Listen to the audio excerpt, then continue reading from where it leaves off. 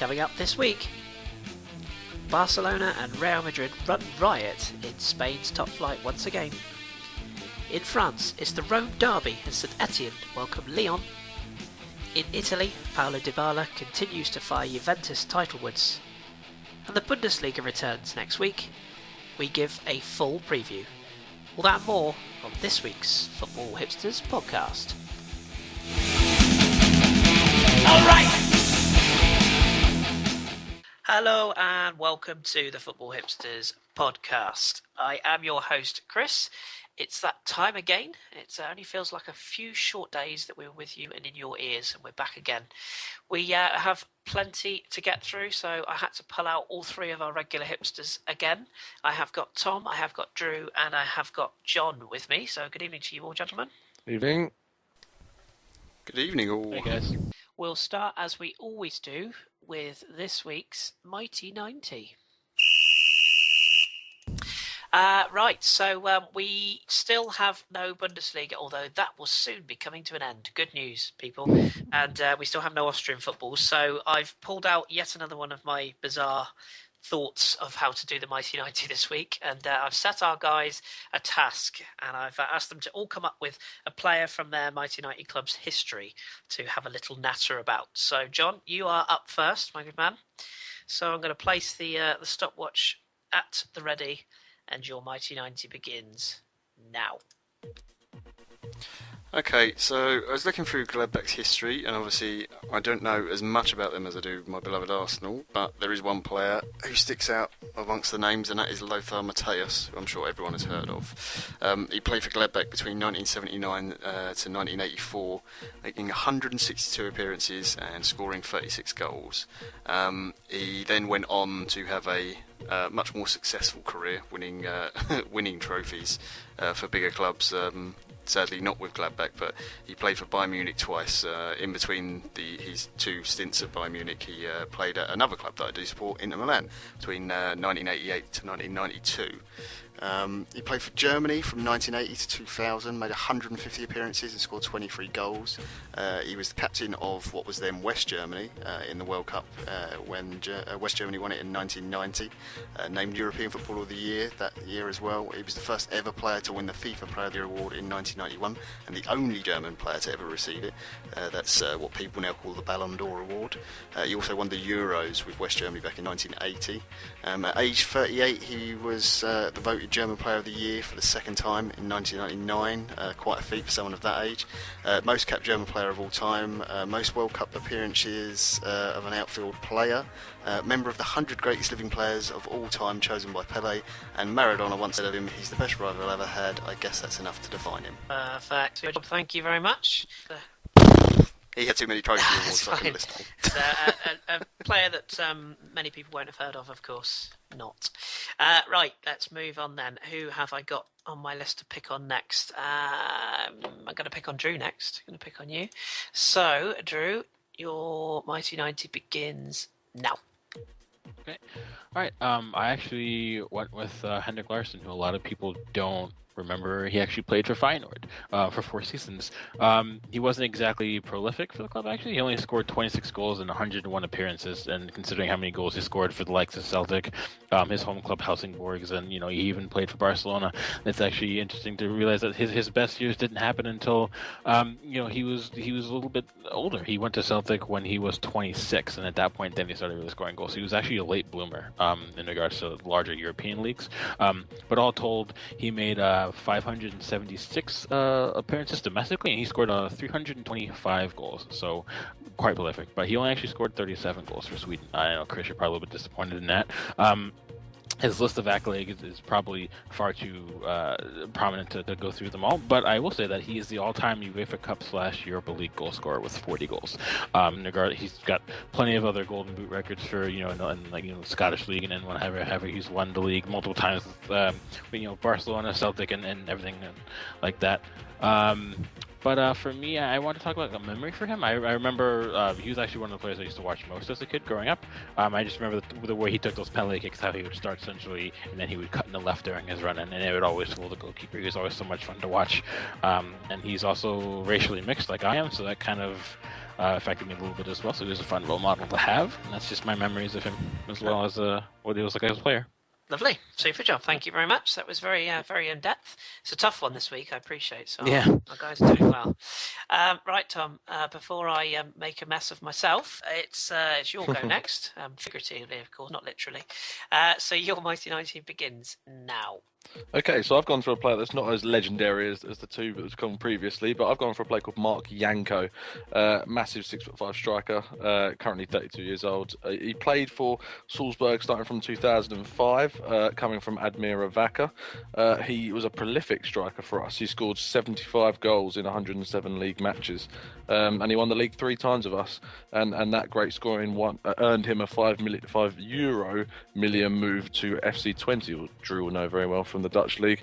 In 2010, played for them for 2 years, scored an impressive 24 goals in 45 matches, winning the KNVB Cup in 2011 and the Cruyff Shield also in 2011.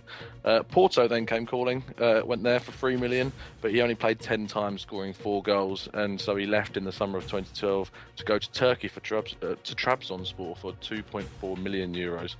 He also found that time difficult there, only scoring twice in 23 appearances. He then won a free transfer to Sydney, scoring 16 times in 24 appearances, but the difficulty of playing for the Austria national team and in Australia meant that he left this summer to join Basel, and he's been more prolific, scoring 13 goals in 14 matches. In terms of his national side, he's scored 25 goals in 50 matches. He's the main striker for the Austrian team, and he'll be certainly one to look out for in the France in the Summer Euros this year. A second to spare. That's all done. Thank you very much. Super. So there's a current player for everyone to look out for, which brings us rather nicely around to my good self. So I shall put the timer up, and my Mighty 90 begins now.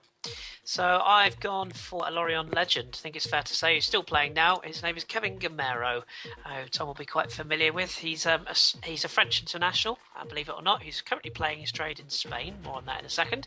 He was born on the 9th of May 1987. It makes him 28 years of old in a place called Senlis in France. He joined Lorient from Strasbourg in 2008. He's playing mainly as a centre forward or striker, whichever you prefer. He bagged 10 goals in 58 appearances for Strasbourg before joining Les Milles, and he played for Lorient between the 2008 and 2011 season. He actually got 50 goals in 108 games, which for those mathematicians out there is not too much of a shabby record. He joined PSG. Who doesn't? I hear you all cry. That was for a fee of €11 million in the summer of 2011. And as mentioned previously, he's actually capped for France under 18, under 20 and under 21 levels, as well as for the full side. He's actually played 8 games for France and scored 1 goal, which a lot of people might not be familiar with the fact that he has played for France, but indeed he has. He's the current Sevilla number 9. He's playing obviously for the Sevilla in La Liga. His current record is 34 goals in 79 appearances at the time of recording, and I think Tom will bring us up to speed. He actually got a couple this weekend. He's very much a Lorient legend. He's very much missed. We'd love him back, please. Thank you very much, Sevilla. So there you go. That's my Kevin Gamero profile, and that draws a line under this week's Mighty 90. As ever, if you've got any questions that you want to ask our hipsters about players, team, performances, whatever you like, please feel free. I know that we've inspired Janzeb to follow a team on the back of our Mighty 90s because he wanted to rival me, so he's decided to support Nantes. So there's a shout for Janzeb, but he seems to get a shout out every week. Such a media whore, terrible. Right then, let's start our trip around our various Big 5 leagues in Europe as we look into the world of football.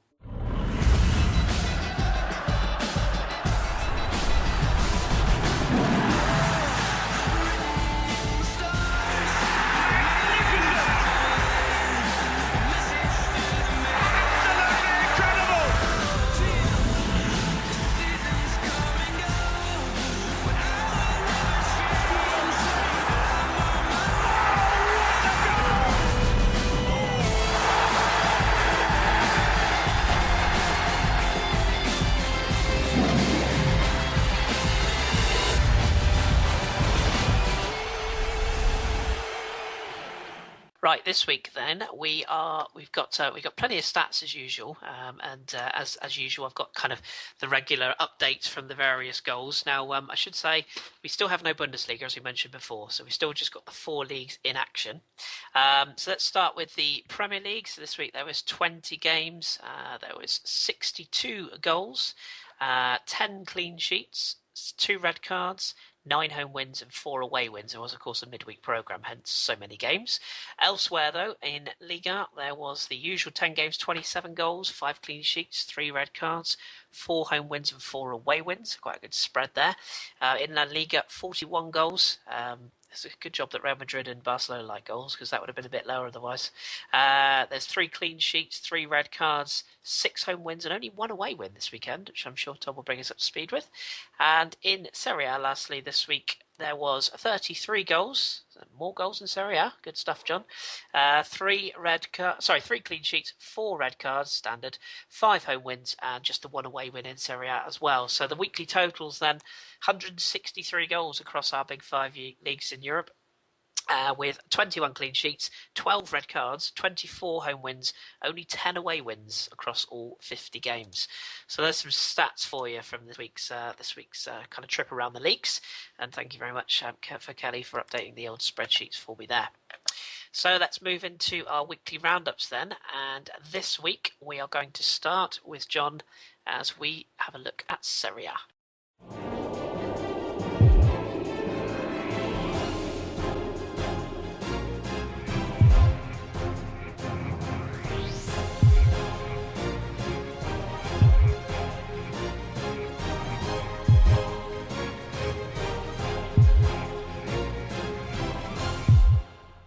Right then, John. So I've just kind of given you the big build-up there with lots of goals in Serie A. Cheers. It was a bit of a nuts weekend in Serie A, I think it's fair to say. What with results and certain teams going up against each other. Let's start with Torino. Certain player who I've got a little bit of an affection for had a good weekend. I think I'm right in saying. Yeah, Ciro Immobile, who was the capocannoniere before he left Torino. And went off to Dortmund, where he wasn't having a great time. He went off to Spain as well, and they've managed to bring him back in on loan. And he returned scoring straight away, near enough within about 5 minutes, to be honest, Torino getting a penalty. It was a really important win for them in the end. They're beating Frosinone 4-2 at home. Perhaps not surprising, but it's actually their first win since November, so not surprising to get the win against Frosinone, but a really good return for Immobile. 2 goals from Belotti as well, who we've talked about before. He also got an assist for the 4th. But it was nice scenes at the airport as well, all the Torino fans there welcoming him at the airport as he came back to the club. So just a really good result for them, and hopefully for his sake, for Ciro Immobile, he can keep his performances like he did in that game and maybe get himself a spot back in the Italy national team. Yeah, he was doing very well before he left, and I think it's a classic example of sometimes it just doesn't work out with going elsewhere. Do you think we'll see a Belotti and Immobile partnership moving forwards? Definitely for Torino. I don't know about Belotti in for the national side, but it's interesting because before he left, he was Italy's number 9 as such, even if he didn't necessarily always wear that number shirt, but he was their first choice striker. And it's since been replaced by Graziano Pelle. Ever since the move, he's really struggled to get into the national team, so it's really his push to get back in for the Euros. Yeah, we'll keep an eye on that. Obviously, Euros coming up this summer. What about the team that sort of everyone is looking at? Everyone's looking down at from the top of the league currently, in fact, and that's Napoli. They, on paper, had a tough-looking task at home to Sassuolo. How did they get on? Yeah, it was a tough task because Sassuolo have got a great record against. I don't think they've lost the game until this trip to Napoli against any of the teams above them in the league, and they actually got the perfect start. Actually, just before I go into it, there was actually a really nice little tribute that Napoli did, and the fans in the stadium. Nathaniel Chaloba, who's on loan from Chelsea, his mother sadly passed away, and the Napoli team all wore black armbands, and there was actually a minute's silence, which was really nicely respected by everyone in the stadium. But to the game itself, Sassuolo actually got a penalty very early on that was converted by Falcinelli. and it looked a little bit worrying for Napoli. But another 10 minutes in, and then they started really to get their flow. Lorenzo Insigne picking out Jose Callejon, who hadn't scored for I think it was like well over a year, finally getting his goal, and then of course you know who's going to pop up and score at least once every Napoli game. It's Gonzalo Higuain. Nice pullback from Marek Hamsik. He then also went on to score his second goal. The real story of the game really is just looking at Higuain's stats for the season. It's ridiculous now. It's 20 goals in 20 games, 5 braces in his last 7. That's 12 braces in total for the season already. He's in such fine form. And you know, there's lots of talk of Juventus are going to win the league because of the way the run they've been on and they're creeping up the ball. But Napoli really have got a great chance. And if Higuain keeps scoring like this, then I don't see anyone. No, he's just amazing, isn't he? I mean, I know a lot of us, me included, and I think yourself, we're all a bit, I don't know, not really sure. And he's just proven us all completely wrong. If you get in the service, then he's going to get the goals. That's pretty old. Yeah, I think a lot of that has to go down to Sarri as well. The manager has really got the best out of him. It wasn't quite working under Benitez. He was still scoring goals, but just not regularly enough. And this season he's been amazing. Yeah, and talks of Bayern Munich being, I think Rummenigge's come out and said that he's a player that interests them greatly, or something along those lines. Yeah, he's friends with De Laurentiis, the Napoli owner. The talk was that maybe they would look at him if Lewandowski went in the summer, but I think it was more him being complimentary when they were saying, "Oh, how much do you rate Gonzalo Higuain?" And he wasn't going to say anything, nasty about a player who plays for his friend. No, agreed. And I'm sure they'll be quite happy to start discussions once Bayern decide to stump up 70 or 80 odd million, which they'd want, I'm sure. So, yeah, probably a non-starter there. What about Bologna and the recently kind of on the rise Lazio? A couple of good results showing signs of life. How did that one end up this weekend?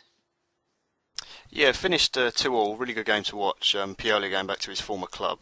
Stefano Pioli, the Lazio manager, going back to Bologna. But great start for Bologna. A little guy called Emanuele Giaccarini, who Sunderland fans might remember, scored an absolute peach of a free kick. Really, really good goal it was. And then Destro then doubled the lead in the first half. And Lazio were awful. They kind of looked like the Lazio the first half of the season. Just defence was all over the place. Midfield was non-existent. No one up front was really working. Second half, Pioli changed it. Stefan Lulic came on. First time he's come back into the team since he got that bizarre finger injury. Miroslav Klose coming on as well. Excuse me. But it really did make a difference. They were pressuring Bologna a lot more, pushing them higher up the pitch, which actually led to Adam Messina, Bologna, receiving a red card for pulling down Miroslav Klose in the box as he was through on goal. Kendreva scored a lovely little Panenka penalty, and then Stefan Lulic scored the equaliser. So a good comeback from Lazio, but it's sort of really summed up their season in the sort of Jekyll and Hyde way that they can play, that they can be brilliant at times and then awful, all in one match. Yeah, it still seems weird to see them in ninth, doesn't it? It really does seem odd. Finally, on the final game of the weekend, I thought this had goals written all over it, and there was only 2 in the end at the San Siro. One at the start, one at the end, and a familiar figure popping up for Milan against Fiorentina. Yeah, it was a big pressure game because Sinisa Mihajlovic, despite winning midweek in the Coppa Italia, in a game they were expected to win, which they did against Carpi, his job still really is under pressure because there are teams that shouldn't be, according to certain people, above Milan, the likes of Empoli and Sas were before this game above them in the league. But they won 2-0 against the Fiorentina side, who have been challenging for the title all season. Carlos Bacca with a great goal, showing the sort of form he's in at the moment. Lovely through ball from Bonaventura for that. But then right at the end, a player who's come back to the club, who Drew will obviously know about, Schalke release, Kevin Prince-Boateng, with a very good goal. Great ball from Kuchka. It's a player I know you like a lot, Kris, from deep. So yeah, goal sort of at the start and then one right at the end. For Fiorentina, it's a little bit worrying. Their form's dipped slightly of late. Kalinic has come back from the winter break, not really performing the way he was before that, and they've got a few problems, so they might just be slipping away. It might be a little bit too early to call it, but just slipping away a little bit from the title race. Yeah, it's a shame because we'd loved seeing that whole 5-6 way shout for the title race, and now it seems to be going down to 2 or 3. But hey ho, what were the other results this weekend in Serie A? Yeah, so Atalanta got a 1-1 with Inter Milan. Inter will actually be very happy with that because they were dreadful. Atalanta will be very annoyed they didn't win. Less said about that, the better. I'm not an Inter Milan fan at all, promise. Genoa won 4-0 at home to Palermo. There's a great goal in that game. I'm trying to remember who scored it. I will remember in a second. It was, because I've got it down, Pavoletti. Absolute stunner. Worth looking that up. Roma got a 1-1 draw for against Verona. Still, who would have a win. Carpi won 2-1 against Samp Chievo, and Empoli was a 1-1, and Juventus 10th win in a row, 4-0 win away to Udinese. Some lovely play and performances from Paulo Dybala yet again. Yeah, he's wow, what a player. Not quite the homecoming that Spalletti would have hoped for them for Roma there. No, not the best start to his return to the club, but there's a lot of things that needs to be done there. Raja Nainggolan's first goal of the season, though, which seems a very strange thing to say after last season's performances. Yeah, he's been quiet, hasn't he? He's a player I like, but where does that leave the table sort of top and bottom, and any other news this weekend? Has there been 17 firings and 164 transfers this week? Well, as far as I know, no one's been sacked. That's probably going to change before the pod's finished recording tonight. But Napoli sit top of the table on 44. Juventus now up to second on 42. Inter drop down to third on 40. Fiorentina in fourth place on 38. Roma, despite being so poor, still in fifth place on 35. Milan up to sixth now on 32 points. And then down at the bottom, Verona still without a win on 9 points. Frosinone on 15 and Carpi on 17. Little shout as well for tiny little Sassuolo and Empoli in 7th and 8th. Sass still got a game in hand, can actually jump possibly even above, can jump above Milan if they win their game in hand. So those two doing really, really well. In terms of news, I spoke about the Coppa Italia earlier. Milan are through to the semi-final. They will face third-tier side Alessandria, who beat Spezia tonight in the quarter-final. In terms of transfer news, Dodo is looking like he's going to join Samp on loan from Inter. Francesco Guidolin, the former Udinese coach, has been appointed the Swansea coach. Bit of sort of cross Premier League news there. He was a very popular man at Udinese, got them into the Champions League, got them some of their best finishes the club's ever had. Freddy Guarin might be off to China, joining Jiangsu. Luis Adriano's already signed there, which is a bit of a shock. Simone Zatza is apparently a target for Wolfsburg as well. I know Bas Dost is picked up, I think it's a metatarsal injury. I'm sure Drew will have some news on that later. But yeah, he looks like a target for them. And then, of course, Juventus are linked with every single midfielder in the world as usual. Standard. I see tonight Inter have officially confirmed the release of Nemanja Vidic, so that's all done and dusted. Yes, that is all done and dusted. He wasn't playing at all, basically, under Mancini. I don't know if he's really that poor in terms of form or fitness, but it just wasn't working out there. So there was no point them both staying. So I'm sure he'll get an offer from China or India or something like that, and make a nice bit of money if he wants to carry on playing. A lot of MLS clubs, I think, are quite keen as well. So, and I do think as we draw a line under Italy this week, I think maybe you and I should start having some kind of friendly banter between who is actually going to win a game this season between Twat and Verona, because it just keeps going on, doesn't it? It's quite amazing, to be honest. Yeah. Although to be fair, the fact Verona got a draw against Roma, I don't. It feels weird. Yeah, it's a good result. Even that seems a bit strange because Roma have been so bad. It's a good result for them. Yeah, definitely. Yeah. I don't think they would have expected anything more. So. Okay, super. Well, as always, keep us across things. There's, I think that game you mentioned as well I think it's being played in midweek, Sass and Torino, isn't it? On the 20th tomorrow. That is when this comes out. Yes, that's Wednesday night.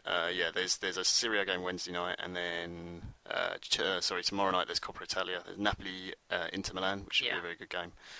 But the game of the weekend next weekend is definitely Juve Roma Sunday night. That's the game that'll be tasty. For. Tune in, people. Tune in. Yeah.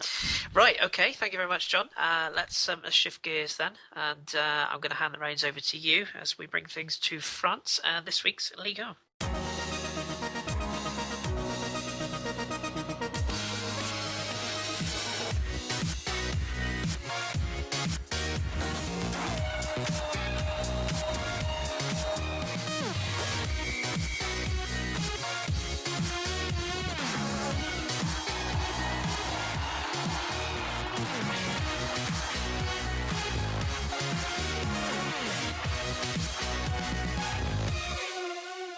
Okay, so let's get us started off in Liga with Nice. And how is Hatem Ben Arfa getting on? I saw him doing some lovely nutmegs and tricks from the highlights this Yeah, weekend.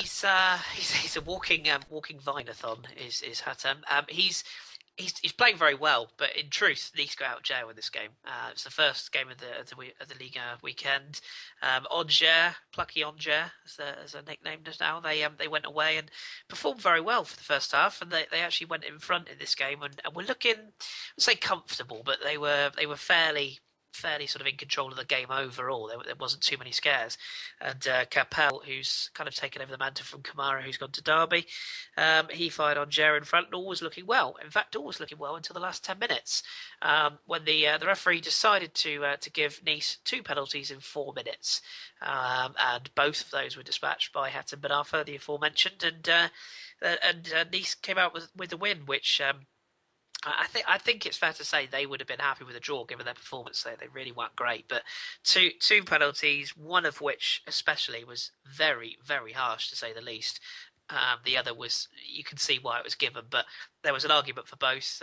Nice get the points, and Angers, I mean, they won't be too disappointed. They're still third, believe it or not, but having been 1-0 up for so long and really repelling all that Nice had to offer, I think they'll be a little bit disappointed to get no points.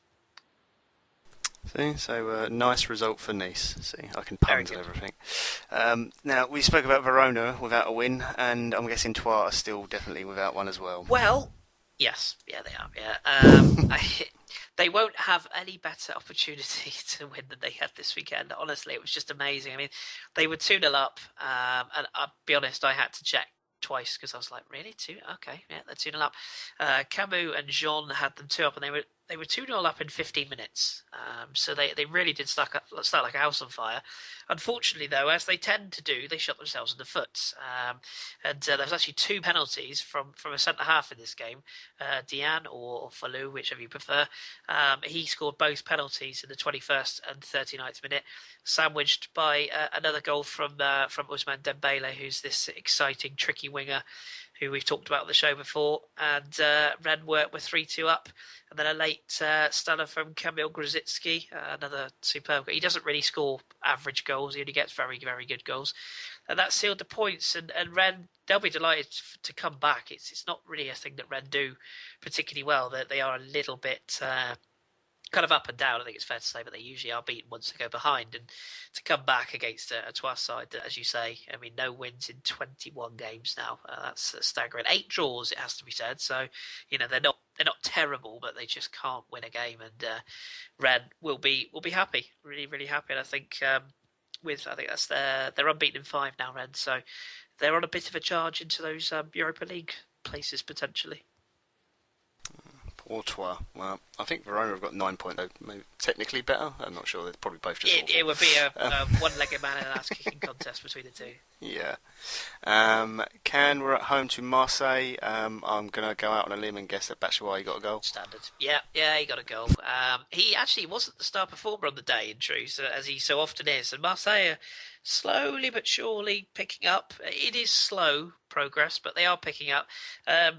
This is their 4th defeat in 5, which is a worry for them because they've had a magnificent season, but they are on the slide, having been 2nd and 3rd for so long. They're slipping down the table. But goals from Batshuayi, from Sarr, and Nkudu, who's a player I've mentioned a number of times. I'm a big fan of his, and secretly really hope he doesn't go to the Premier League because I think he's at the right place right now. But yeah, Batshuayi on the score sheet, but it was Barada, Abdulaziz Barada, who was the star performer on the day, pulled the strings. He was starting in place of Ocampos, who's got this ankle injury from last weekend, and he took his chance and he performed really, really well, as did Sarr. On the right-hand side of the attacking 3 of Marseille, and they played the counter-attack to a T. They really did, and they were 2-0 up. Batshuayi and Nkudu put them 2 up. Rodelan got one back only 7 minutes after Marseille went 2 up, and the late goal from Sarr killed them off. So Carl will be disappointed, but Marseille, she has some signs of green shoots, maybe. Yeah, I saw the Nkudu goal. Lovely finish. Very good. Good player. Now, on to the last game I wanted to talk about. Now, Tom's going to moan at me because geography, and I'm terrible at it. But Saint-Etienne against Lyon, is that a derby? It's the Rhone derby. There we go. Yes, indeed. And after saying last week, expect goals, there was one. So shoot me, that was completely wrong. There's usually is goals in this game, but it was a real smash and grab, if the truth be told. St Etienne came out the victors. Alex Soderlund, who was only signed in the transfer window, it's only his second game for St Etienne, kind of a big centre forward, and he came in and got the winning goal. And what a winning goal it was! It was kind of a deflected effort, sort of a mistake, put him through on goal, and he just about got the better of Anthony Lopez for Lyon. But it's fair to say Lyon had all the chances in this game. All the chances. They hit the bar and the post. Stefan Ruffier made a world-class save to deny Gazala at 0-0, and it was a vital, turned out to be one of the match-winning saves, and Lyon actually hit the bar with seconds remaining as well. It was a real smash and grab, and Lyon will look at this game and think, how on earth did we not get at least a draw? But they come away with nothing. It's a much-needed victory for St Etienne. It's one of those derbies where the two clubs really don't like each other. I mean, this is a proper, a real blood and thunder. How there was only 4 bookings is beyond me. I mean, the referee was very lenient, to say the very least, Monsieur Turpin.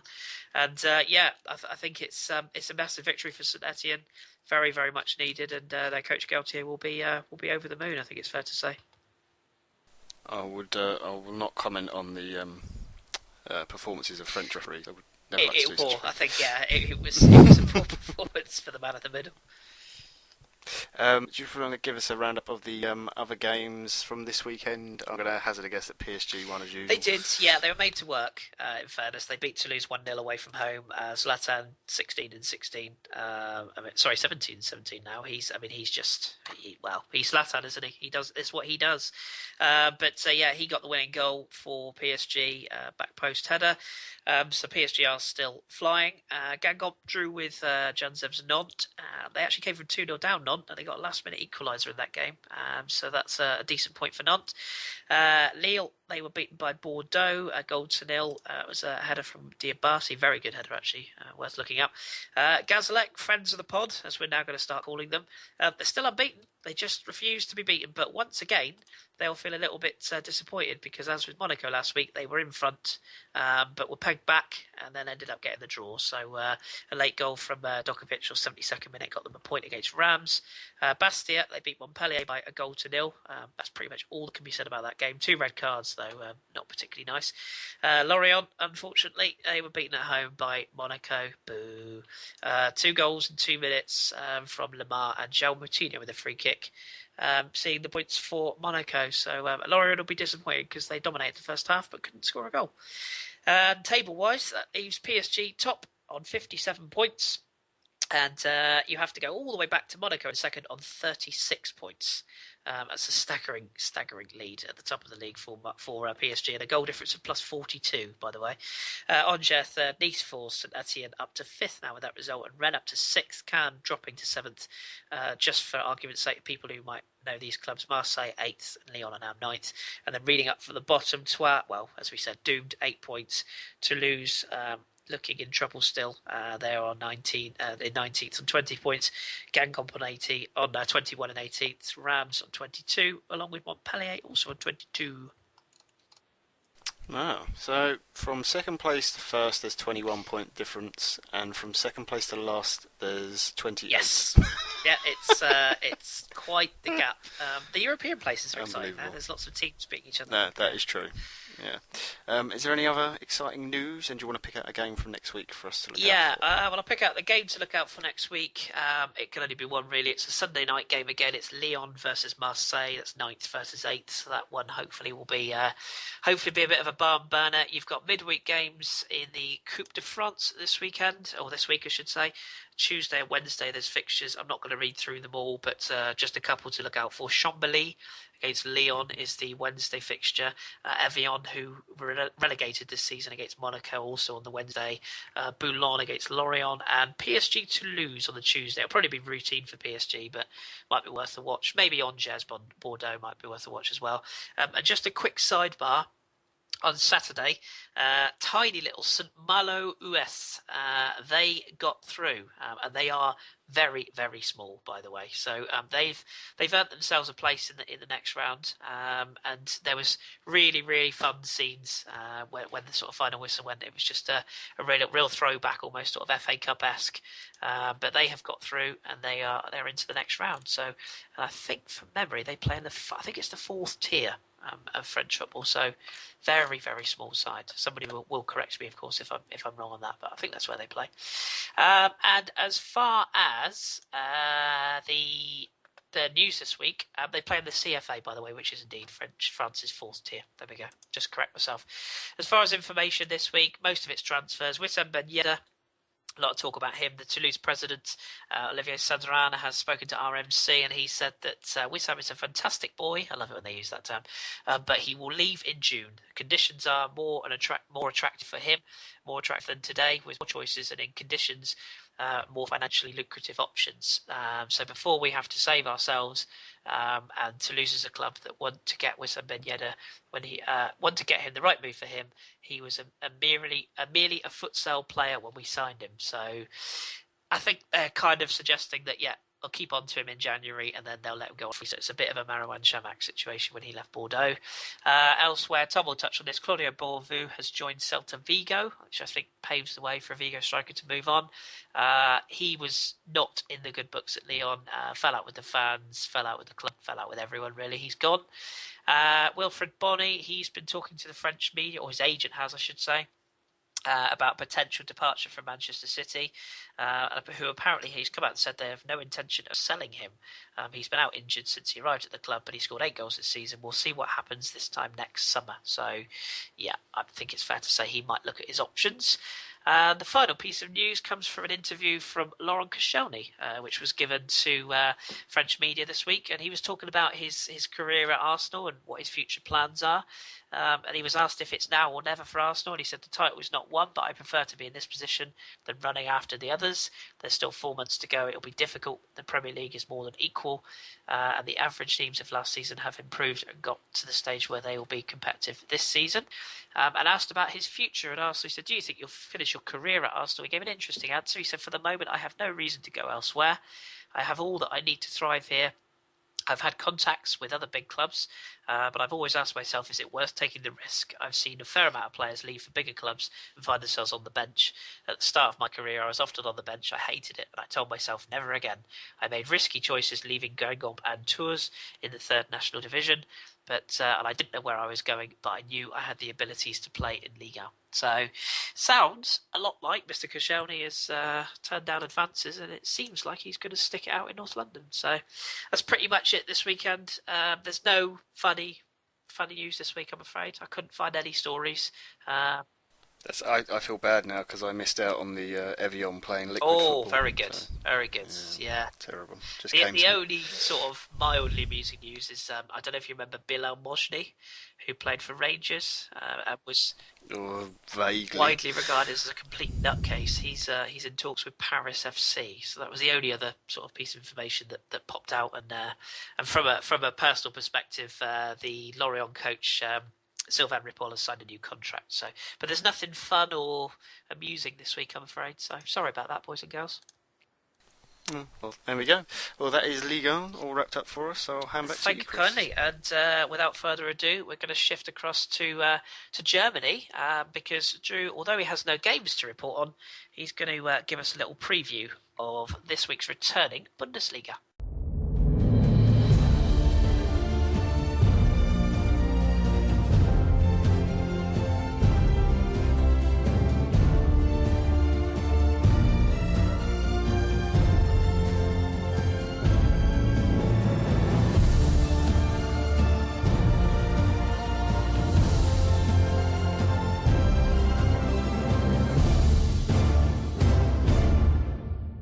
Right, Drew. So you've picked out 4 games that you want to just give us a little bit more detail on, and then we'll sort of run through the fixtures for the return of the Bundesliga this weekend.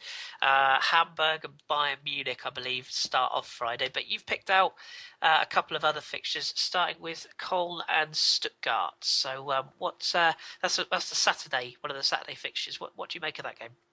Well, I mean, I wanted to.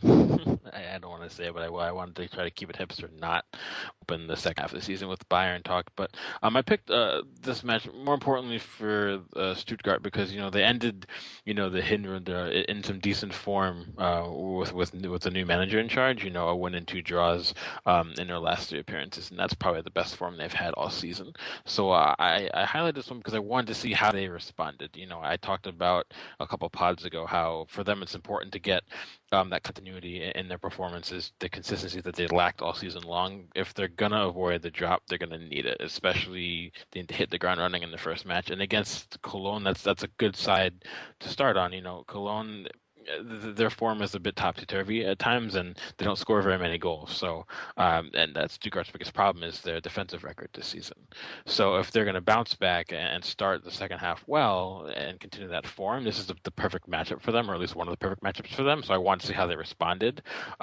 So if they come out all guns blazing, they might actually get 3 points out of 3 in 2016 for them. That'd be really important. Yeah, the 2 sides starting in what Köln are currently, as he looks down the table, 9th. The 9th, yes. And Stuttgart, as you said, fighting the drop in 15th. Mm-hmm. So, yeah, that'll be one to keep an eye out for. What about Hanover? Speaking of struggling sides, down in 17th. They play host to Darmstadt, who, although they're, 13th, they've still impressed a lot of people. They're almost like this year's Paderborn, or they'll hope they won't end up the same way, I suppose.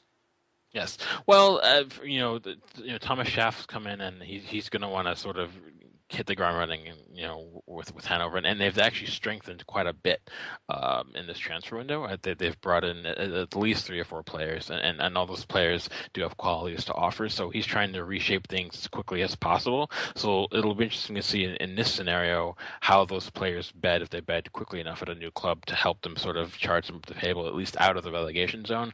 I don't see them, ending up in some sort of magical run to like 7th, 8th, or 9th, or even that. But his minimal goal in the second half of the season is just to avoid relegation for them, and it's that simple. And I think he has the ability to do that. He's a proven winner in the Bundesliga. He has an enormous amount of experience managerially speaking, so I think they have the right man to at least kind of see them through the murky waters. And then in regards to Darmstadt, they started much, much better in the first half of the season, but their form has not been the best, and they do struggle as well in front of goal. Also, they don't travel all too particularly well, so Hanover has a really good shot to sort of begin the Rückrunde on the front foot, in front of their home crowd. So that's another really good match for them to try to sort of get back on track. Yeah, it's definitely, as I say, Hanover looking for survival and probably nothing else at this stage. So yeah, keep an eye on those. How about a team that's really provided shocks, maybe a bit strong, but they've transformed their season from last year, and that's Hertha Berlin. They play host to Augsburg, who sit in 12th. What do you make of Hertha? I mean, they've just been a completely different side. They fought relegation last year. They did, and for me, it's defensive record. I've sort of preached about it before, and I haven't talked about some of their players I nominated for the team of the season for the first half of the campaign, and for me, I think that's where it's at. But they brought in Sinan Kurt in the January window, and what they want to do with that is they want to add the creativity that they're lacking a little bit. When Mitchell Weiser is your right back and he has the most assists in your team, that's kind of a bit of a concern area.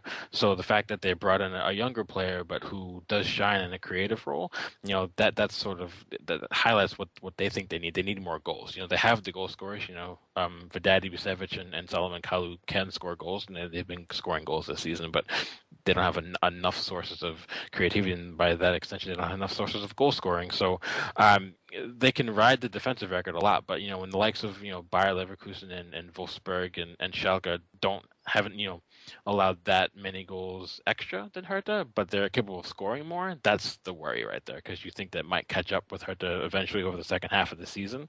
So as long as they start scoring a better pace, which they have been in the run up to the end of the first half, they're going to be just okay.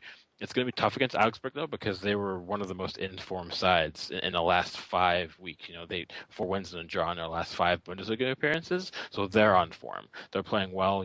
This is the type of performances you saw under Weinzierl last season. So it's not going to be an easy sort of first first day back at the office, if you will, for them. But it's a good test. If they can get past that, then they're kind of the real deal this season. So yeah. Good stuff. And speaking of, well, it's probably the heavyweight clash, I would suggest. I'm sure John's eyes will be locked to this one on Saturday night. It's the meeting of the Borussias. Gladbach host Dortmund. For those of you who don't know the table, that's fourth meets second. This, to me, just reeks of a goal fest and just Absolutely. complete nutcase of a game. Where do you see both sides? I mean, two questions. Will Dortmund be happy where they are? I mean, they sit 8 points behind Bayern and Gladbach. Do you think they can go even further than they are, given the fact they had such a terrible start to the season? They've improved. And where could they potentially finish? I honestly, well, first, I mean, for the matchup itself, I feel like I 100% agree there's going to be goals. If it ended up like a 4-3 affair, I would not be shocked. Both sides score goals.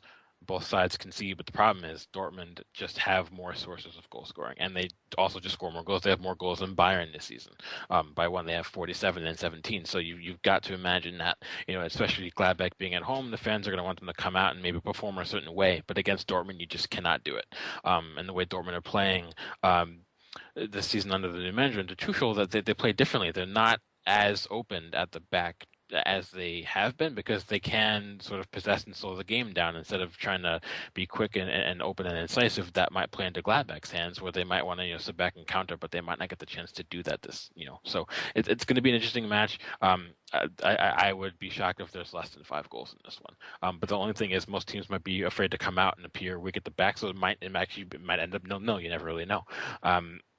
But also in regards to their chances for Gladbach, especially, I expect Dortmund to finish second in the league. I'd be shocked if they didn't. I don't see them catching Bayern. No one can catch Bayern at this point. But I think Gladbach can finish third. The only question is they need to tighten up at the back. They brought in Martin Hinteregger on that 6-month loan with a view to buy from RBS. So, and for me, he's much better than Andreas Christensen, who's been one of the first choice options at center back. So they're already addressing that scenario. But their goal scoring is where you want to be. They average 2 goals a match, and the only teams that have scored more goals than them are Bayern and Dortmund.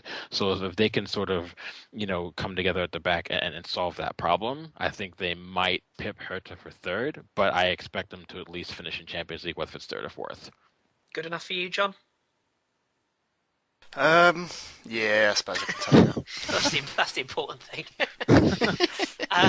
What about do you want to just run us through the other weekend's fixtures? I presume that's your game of the week to look out for. But no question. John and I will once again bragging rights for the pod again. So we'll see. Yes, yeah. Because for those that don't know, who haven't guessed by your Twitter handle, you are a Dortmund man and John is a Gladbach man. So yes, less said about my German team, the better. So yeah, what about the other fixtures this weekend? Well, I mean, the Rückrunde opens up with Bayern traveling to Hamburg on Friday in the afternoon, and that I expect Bayern to come out winners for their. I'm not going to run through every match and give predictions, but I expect Bayern to pick up where they left off, and this might not be the way Hamburg wanted to start the second half of the season, considering they lost 2 of their last 3 and the other one was a draw. So that's kind of not what they want to see on the fixture list. But then we also have Hoffenheim play host to Bayer Leverkusen, and that's not going to be what they wanted to see either. Hoffenheim have been struggling all season. It's going to be a tough one, because I expect Bayer to challenge for that 4th place spot, even if they don't get it. Then we also have Ingolstadt play host to Mainz, and what I said before, Mainz could be one of those sleepers to sort of pull in Augsburg this season, so that might be a little bit entertaining. Then the last 2 are Eintracht Frankfurt plays host to Wolfsburg, and who are now without, as you said, Bas Dost is out for 6 to 8 weeks with a metatarsal injury that I am more than familiar with, because I had 2 of my own. So they might struggle to get some goals, and they've been struggling in the goal department more so than last season, so that they might slip up. And then you have Schalke play host to Werder Bremen. So But I expect Schalke to pick up 3 points there. That's going to be interesting first weekend. So yeah. Yeah, I've got my eye on the Schalke Bremen match. I don't know why, that might be quite a decent one. Final question before we move on to Tom. Guardiola. Now we all know that he's going to move on. Obviously, he's come out and said that. He's also had to apologise to English managers, which is quite amusing. Do you have any concerns, doubts, worries that that the form could change? I mean, this is a massive year for Bayern as far as the Champions League in particular goes.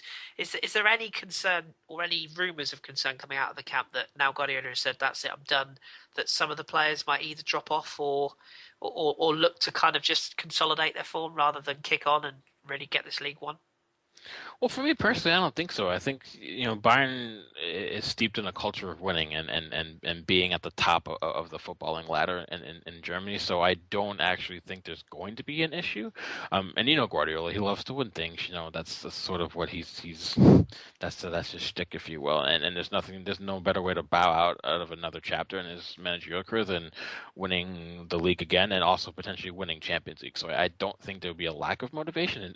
But for some players, it might be extra motivation because they might actually want to show the next incoming manager that the second half of the year they actually really pushed for a place. You know what I mean?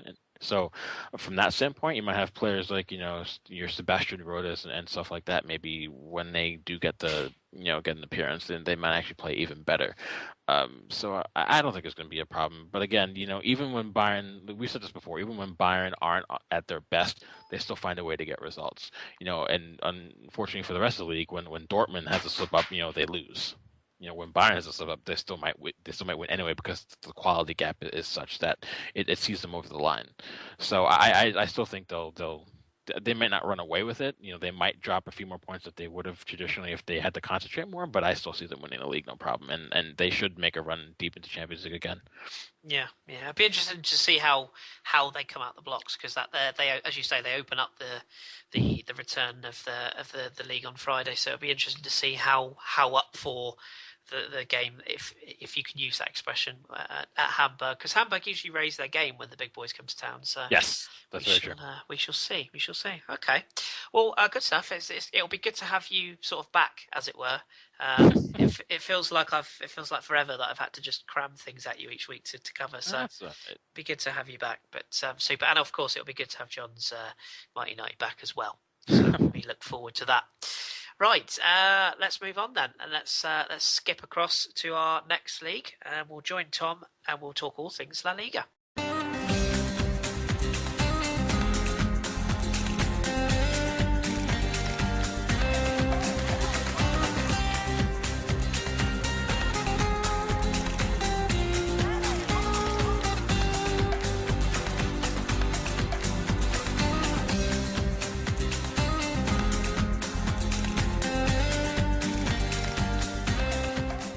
Right then, Tom. So, save the best for last. That's I'll quote that. Yeah, I'm sure. I've got to keep you happy some way. So, La Liga this weekend then. So we know, well, we'll cover one of the giants, but there was two very conclusive victories for the two big guns. But I want to start with a fixture that I had a little bit of a look at, and we mentioned Kevin Gamero in my Mighty United. He was at it again, wasn't he, this weekend? He was. He got two more goals, and it's quite funny we're talking off air. He's just one of those players who won't do anything for the match, but when he gets a chance, he will score it, and he certainly did that. I mean, the two goals. I mean, the Breakfast Show talking about the Leicester game against Aston Villa, the goal that Leicester scored, Vardy's chip where he attempted and got saved by Rudd. Is it the Villa keeper? Declan Rudd, yeah. Or Bunn, was it? Sorry, yeah, Declan Rudd's Norwich, yeah. I believe it's Bunn. Yeah, I think you're right. Mark Bunn. Yes, and he pulled off the save. Well, Gamero pulled off this styled chip with the outside of his right boot excellently, and then 2 minutes later he finished the second one with a tidy finish with his right foot into the bottom right.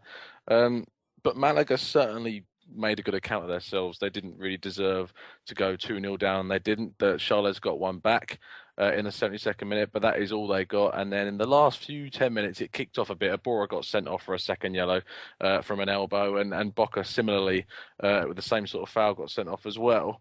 It was quite a high energy game, and Malaga have certainly turned things around. We were talking weeks ago, and they were joint bottom with Levante, and now they're in mid-table, looking like a completely new team. So it's amazing how a season can turn around for a team, and especially of Malaga's like caliber, where they've let so many players go, and the players they have got are really starting to perform now.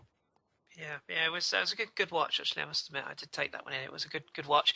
What about Celta Vigo? And we talked in the French roundup about the sort of joining of Claudio Bovu, which largely is expected to be to replace Nolito, there we go, who's off to Barca by the sounds of it, which I read apparently is on loan, which intrigued me, but we shall see.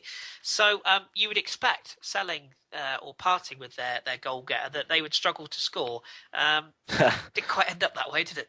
No, well, Celta have been awful form recently. They haven't won in the last few matches, and Bovu didn't play. Obviously, the transfer is not through, and Nolito didn't play either through what appears to be an injury, but it's one of those ones where it's like, I'm not going to play because the transfer might be on the cards, sort of thing. But no, as you say, goals were on the cards, and it finished 4-3 to Celta Vigo, a much needed win. John Guidetti, that forgotten man, the Manchester City Celtic player, got the first two in the 35th and the 40th minute.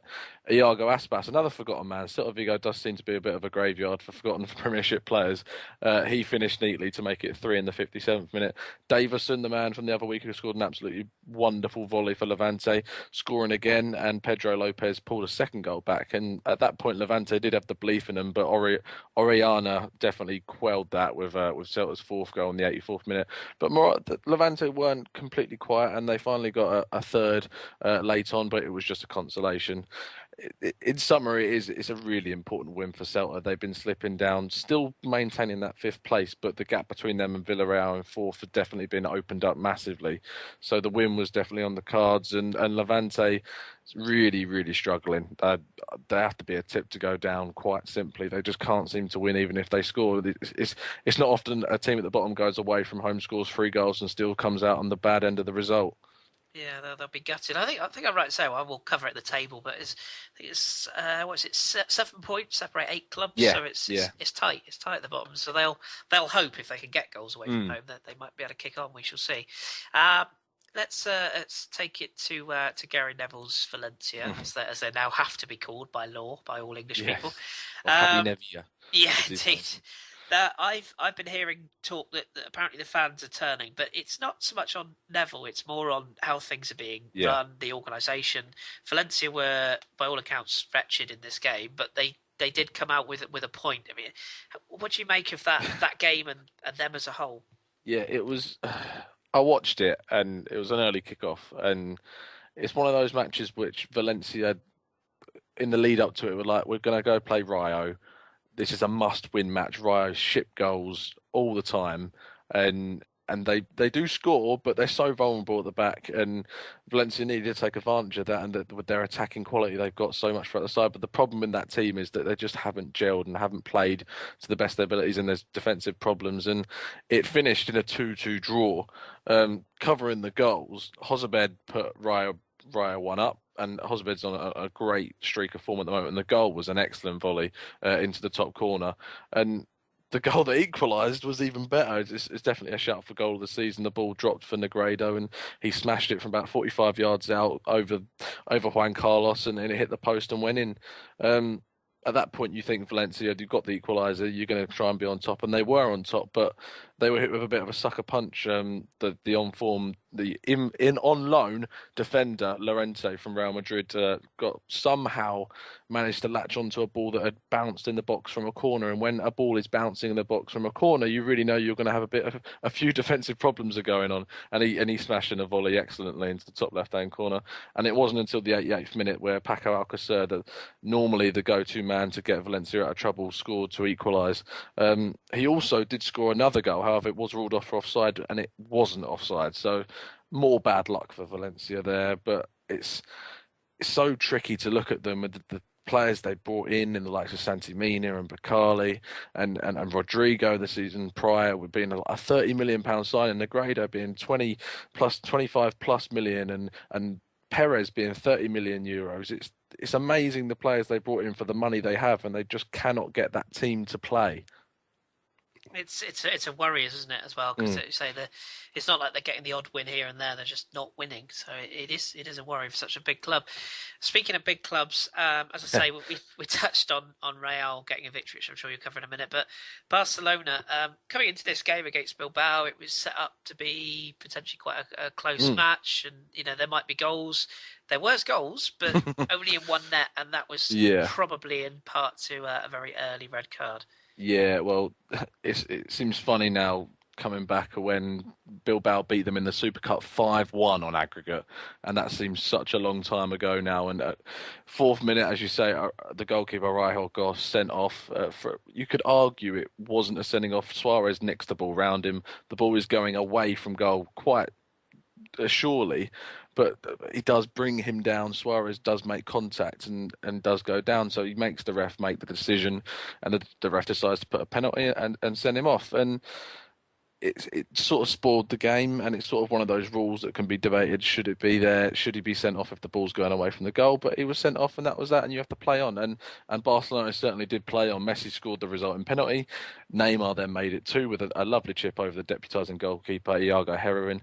And Suarez then got a hat-trick, 3 amazing goals, which is more you'll talk about later in a certain team of the week. And the 3 goals were some great interplay between him and Neymar. The second and the third, the fact he got a header as well is so uncharacteristic of Suarez, but it just showed the defensive frailties in the Bilbao side at the time.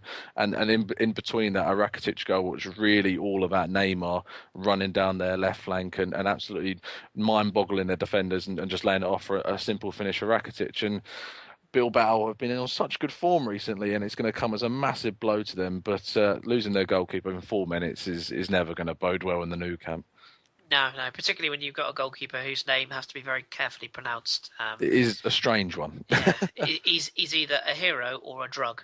Yes. So, although of course it is spelled heroin, heroin. So I suppose. Heroin, yes. Yeah, so get away with sure that. It's pronounced in a heroin. Yeah, heroin.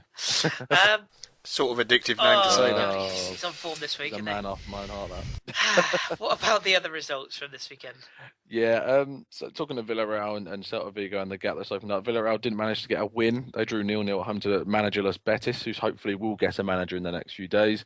Betis are playing Real Madrid next, so it'll be interesting to see what the manager does there. Pretty tricky game to come into. Getafe won 3-1 against my beloved Espanyol. We're in so much trouble at the moment. We actually went 1-up through Perez, but Pedro Leon, Sarabia and Moy Gomez got the goals for Getafe. Moy Gomez is one to watch. He's been on loan for Villarreal, never got much game time, youngster, but seems to be coming on now and he's scoring, so that's good. Real Madrid, as we say, another one of the big guns, won 5-1 against Sporting Gijón. Bale, Cristiano Ronaldo and Benzema, the latter two getting braces in the game, and Lopez scoring a consolation for Sporting. Ronaldo should have been sent off. A blatant kick out. The player goes past, I think it was Lopez, goes past him, and then he just boots him in the back of the leg, and it's a blatant red card, and he doesn't get anything for it. It's quite mad, the situation, but I think it was Nacho, sorry, not Lopez. And at the end of the game, Bale and Benzema both came off with knocks, so worrying for them, and especially with all the fracas that's going on at the moment between the two Madrid clubs, it's interesting. And talking about the other Madrid club, Atletico, another amazing performance, 3-0 away at Las Palmas, another clean sheet for them. Felipe Luis getting the first with an amazing long shot, and Griezmann scoring 2.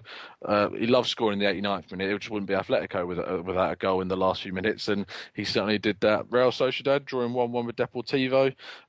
Luis Alberto putting Deportivo up front after their shock exit to Mirandas in the Copa del Rey last week, and Xavi Prieto got the equaliser from a penalty in the 75th. And finally, tonight's match, which was as we record, was Eibar 5, Granada 1. Probably one I probably would have been in my top 4 if I could have analysed it more. I have gone back and looked at the goals. Inui, the Japanese, got a 35th minute starter, and Enrique got 2. Borja Baston also got 2, and El Arabi got 1 in the middle of that. And I must say, Keko is really looking like a great player. Got arguably 3 assists in the game, 2 absolutely solid ones. You could be arguing about a third, and he rips up that right side for them this season. And they really are one to watch going forward. Yeah, former Team of the Week player, of course. Mm. Where does that leave us table-wise then, and any other news this week?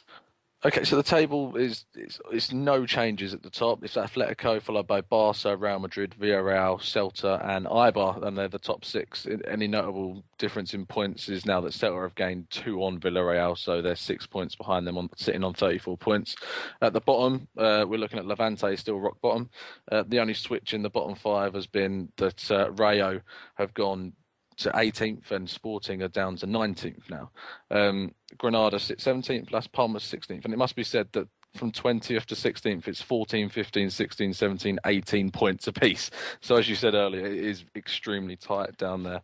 In terms of news, obviously there's been big fracas about the Real and Athletic transfer ban. I thought I'd do a little bit of research and clarify what's going on. Basically, both clubs have violated regulations against signing young international players, which is from Article 19. Article 19 is concerned with the protection of minors and prohibits an international transfer of players under the age of 18, other than in 3 scenarios where either one, the parents move with them, the transfer takes place within the European Union, or when the player lives less than 100 kilometres away from the club, which is my personal favourite and a bit weird. But both clubs have appealed it. I'm not really sure what's going to happen, but I can't really see them getting out of it. Barcelona certainly didn't, so it'll be interesting to see what happens in the coming days in terms of their transfer activity. In terms of transfer activity, Celta Vigo have signed Marcelo Diaz from Hamburg, as well as already you mentioned Mbovu from Lyon. Malaga have signed Chori Castro from Sociedad as a replacement for Watford-bound Amrabat, who will be joining for £6 million. In terms of fixtures coming up, we've got a full Copa del Rey fixture list in the midweek. Celta Vigo play Atleti, Bilbao take on Barca again, Valencia take on Las Palmas, Sevilla will be taking on Mirandas, who, as I mentioned, beat Deportivo last week. And a fixture to look out for next week in La Liga is Atletico against the informed Sevilla, and see if Kevin Gamiro can score any goals against the amazing back five of them. Absolutely, and of course Bilbao will be looking for a heroine in goal, of course. Very much so. So I think the latest, by the sounds of it as well, with this Real Atleti thing, or some information leaked tonight that they reckon there's potentially that they're going to try to appeal it to get it. Yeah, they're both appealing it, but they're going to try and delay it. Yeah. Basically, the thing what happened with Barcelona is they managed to delay theirs by appealing until the summer so they could make some signings, but the difference is in this scenario, the delay won't be as long, so they still would have lost the whole of their summer if they do get banned. Yeah, I for one hope it gets upheld, just because if they try and sign people in January, it'll just be a mental last day of the transfer window. So it'll be quite fun. Super. One other thing to pick out then. One other game for us to look out for at the weekend. Yeah, I mentioned it was Atletico Sevilla. Apologies. Sorry. There you go. You get double dose. So if you missed it the first time, that's the game to watch. Right. Fantastic. Well, keep us across those, and obviously we'll be back to you next week.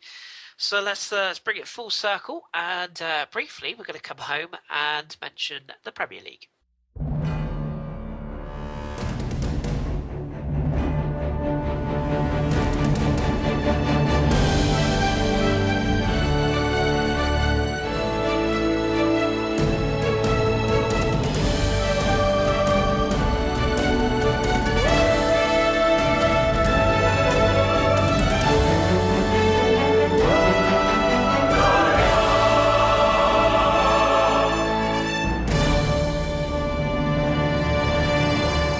Right then, this week's Premier League is going to be a bit shorter this week, and for good reason.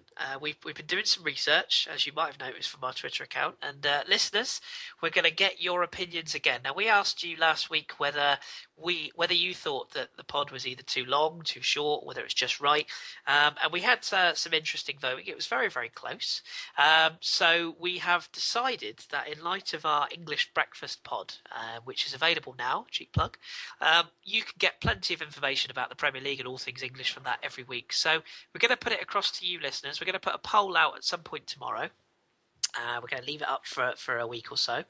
We just want to know from you listeners whether you'd like us to cover the Premier League or continue to cover the Premier League in the pod, or whether you'd just like to be available to download the English breakfast and get all your English information from there. In the interest of hopefully shortening the pod, and of course keeping your interest, because if people aren't interested in European football, we've got problems. But hopefully we'll have enough in this main pod to keep you interested. So do vote in the pod. Let us know what your thoughts are. As usual, we do this pod for you guys. So if you want us to keep Premier League in, we will do.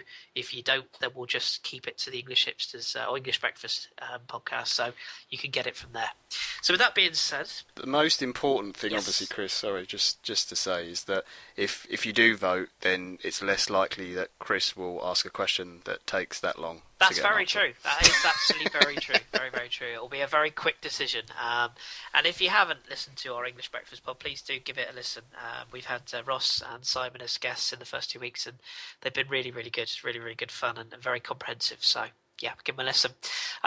What we will do, though, is very quickly, I'll just nip through the Premier League and where we are. So results-wise, Tottenham 4, Sunderland 1, Man City 4, Crystal Palace 0, Chelsea 3, Everton 3, Bournemouth 3-0 winners over Norwich, Southampton 3-0 winners over West Brom, Newcastle beating West Ham 2-1, Villa and Leicester played out a 1-1 draw, Liverpool, Manchester United 1-0 Man United, Stoke, Arsenal that was 0-0 also, and tonight Swansea... Oh, no, back. They won 1-0 over Watford. So the last 3 games were snooze fests. Really, real snooze fests. So that leaves the table where we are at the moment. Arsenal do still sit top just about on goal difference now from Leicester, who are both on 44 points. Manchester City, they're only a point behind on 43 points in third, and Tottenham are up to fourth on 39. Manchester United have gone up a place to 37 points in fifth, and West Ham in sixth now. Stoke, Palace, Liverpool and Southampton make up the top 10. And then from the bottom, Villa still in trouble. They've shown small signs of recovery, but they've only got 12 points, and that is a worry because next up from them is Sunderland on 18, so it's a clear 6-point gap. Newcastle dropped back into the bottom 3 tonight after Swansea's win. They're on 21 points, Swansea now up to 22, and then you've got Norwich, Bournemouth and Chelsea reading up the next 3 places. So that's where you find the Premier League this week. There hasn't really been too much news other than the signings that we mentioned that we covered sort of coming into clubs. Other than that, with the Guidolin deal with Swansea, which apparently the club have described tonight as a short-term venture. So, be interested to see how that one works out. But there's some big games this weekend. Probably a little bit biased, but we'd have to pick out Arsenal and Chelsea as the standout fixture from this weekend's games. That's on the Sunday at 4:00. If you want to pick out a Saturday fixture, the one I'd look at is West Brom Villa. 2 sides obviously in need of points, particularly Villa, but it's a derby as well, so that might be worth a watch. As far as where we look at the midweek games, there's some FA Cup replays which we have to just make a quick mention to. Tuesday, Bristol City, West Brom, MK Dons, Northampton, Portsmouth, Ipswich, Villa, Wickham, Bradford, Bury, Yeovil, Carlisle, Bolton Wanderers, Eastleigh, and Reading against Huddersfield. And then on the Wednesday, the final 2 replays, Leicester play host to Spurs and Liverpool play host to Exeter. So I think that's pretty much everything. As I say, I didn't want to sort of bore you all by going over the same things twice. But do vote in our poll and let us know, because we will do whatever you want us to do, within reason, of course. So we'll leave the Premier League behind for this week and we'll move on to this week's Hipsters Choice.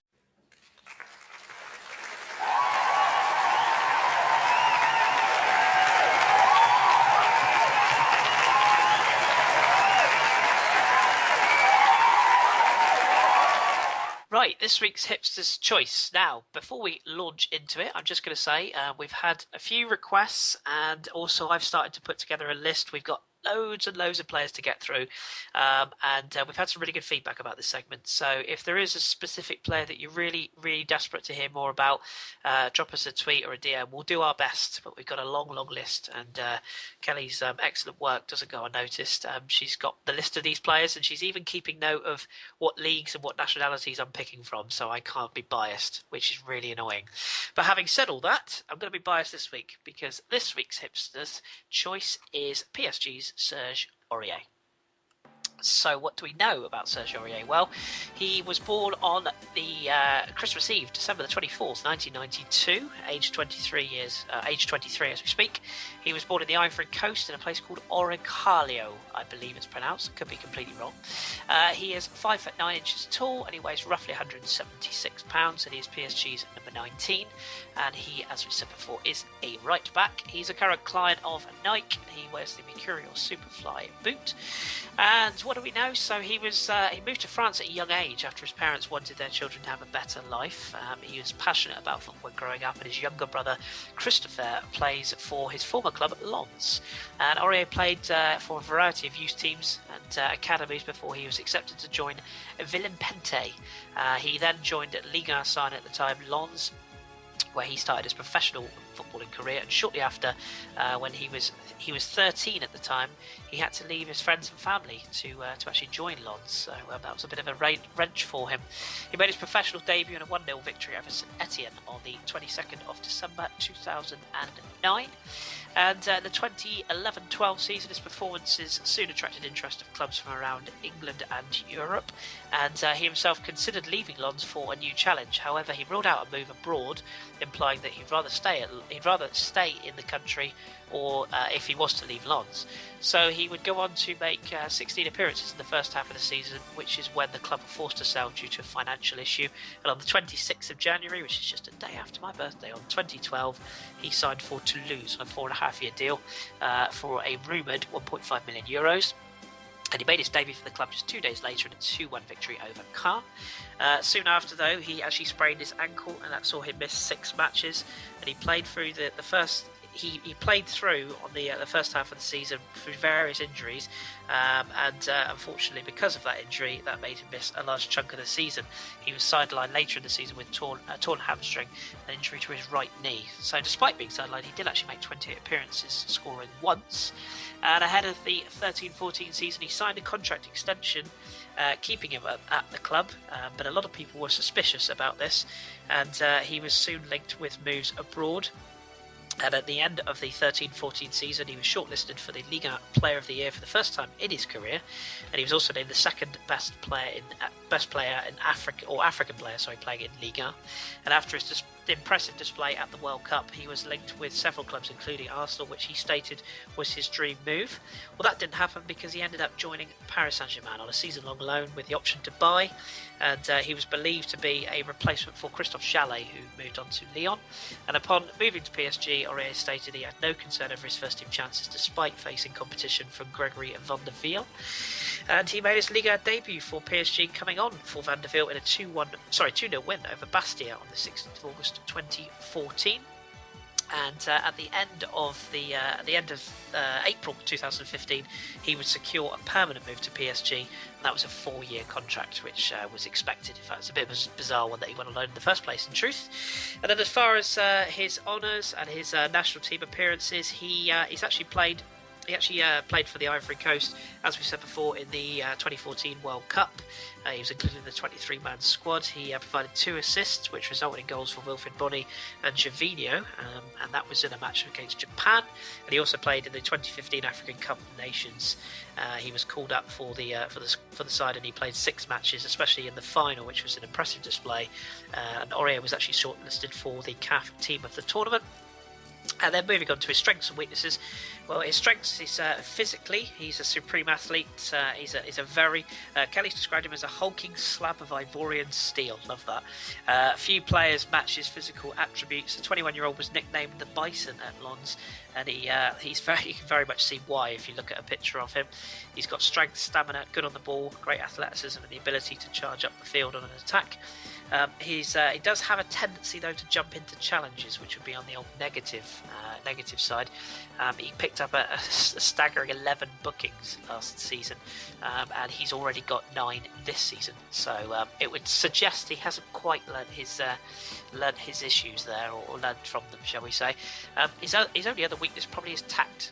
If you look at his Twitter account, He's a bit of a self-publicist. He can be a little bit disrespectful and a little bit unprofessional at times. Some people have described him as a mercenary, but then other people would say, well, maybe he's just a little bit of an excitable youngster with a punch on for the retweet button. So he's definitely a talent. And then just rounding off the stats, he's made 15 appearances this season to date. That's 1,347 minutes, 2 goals, 1 assist. His key passes per game stands at 0.7. He's had 7 yellow cards. My mistake, actually. I said 9 previously. That's in all comps. So in Liga, it's just 7. No red cards, luckily, yet. He's had 1.1 shots per game with an average ratio passing of 86.5%. And he has 1.1 dribbles per game. His tackles per game, he's currently ranked as 4th in Liga and 7th in Liga for his interceptions, and he's got an average rating on WhoScored.com of 7.81. So that's the stats and all the relevant information about Serge Aurier underway. Now, obviously, he is a Liga player, so I'll give you sort of my kind of thoughts. But I also want to pick on somebody. So get yourselves ready, gentlemen. I'm gonna pick on one of you, and I haven't made up my mind who yet. So for my money, he's one of the best right backs in world football right now. If you like the modern right back, if you like a fullback who gets forward, he's very much your man. The athleticism is a huge factor in his game. He's widely regarded as PSG's number 1 now. And having taken the spot of Van der Veel, who was very highly rated, I'm sure Drew will confirm that in his youth, but his place has been very much taken by Aurier, and he does provide the odd assist and the odd goal, which is quite useful for a fullback. And his defensive elements have come on leaps and bounds from where he was a season or so ago. He was very rash in a tackle and very petulant on the pitch. He's definitely done his best to curb that. If he does make a bit of a meal of some challenges here and there, but when you're playing alongside David Luiz, you've got a good shooter in that one. Now I'm going to pick on John actually this week because you knew I would. The reason I've picked on you, John, is because there's a lot of fullbacks like this in Serie A. In particular, if you look at the likes of Alexandro, if you look at sort of Nagatomo from his old days at Inter. In fact, they've got one now whose name escapes me, attacking fullback at Inter. But that's the matter. What do you make of Aurier from what you've seen of him? I know he was very heavily linked with our club the summer or two ago. Do you think he's got the potential to become a real world star as a fullback? I think he does, especially in the modern day. It's so important that you have that athletic ability to get up and down the pitch for the full 90 minutes without dropping your pace off. I do still think there's a bit of a question mark over his defensive capabilities, but going forward he's fantastic, and he's got a real change of pace, and his delivery has improved as well. I mean, I always thought that was quite good anyway when I first saw him play, but it's getting better and better. But I think you look at his age and his build and everything else, he's got everything to go on to be one of the top fullbacks in Europe, certainly. Lovely. Well, I appreciate that, John, and I share your sentiments. And I'm sorry for picking on you, but it had to be somebody, and it was close. I nearly picked on Drew with the Van der Veel connection, but I like picking on you. It's fun. Right, so again, as always, if you've got any questions on the Hipsters Choice, I promise I will get round to putting all of these on the website soon. So keep your eyes peeled, and as I said before, if you've got anybody that you burning desire for us to have a look at, give us a tweet and we'll see what we can do. No promises, though, no promises, because it'll upset people already. I know you lot have got loads of players you want me to do, so... Right, let's move on then, and we will have a look at who I've picked for this week's Team of the Week.